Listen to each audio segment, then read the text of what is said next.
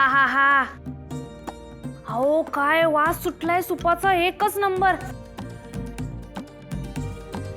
चला, मी 10 म्हणायच्या आत तुम्ही हे सगळं सूप सपवायचं काय. तुम्ही जर सूप सपवलं की नाही, मी तुम्हाला एक सरप्राईज देणार आहे. चला, तोंड उघडा.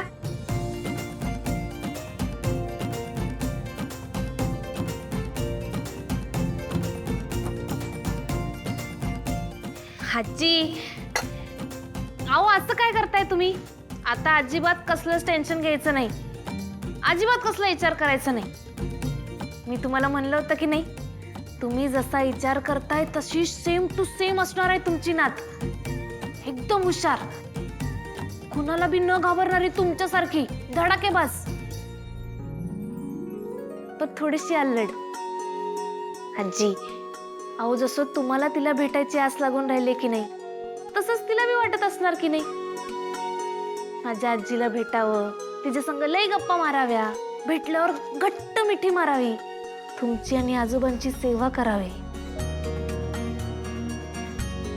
तुमच्याकडनं नवीन नवीन रेसिपी शिकाव्या, आणि हे घर कसं हसत खेळत राहील या सगळ्याचा विचार करत असेल की नाही ती, होय की नाही? आजी, बोला की माझ्या संग. हे बघा, तुम्ही तुमच्या कमळी संग बोलणार नाही का? तुम्ही जर का माझ्या संग आता बोलत नाहीत की नाही, मी तुमच्यावर रुसतो बघा, कट्टी.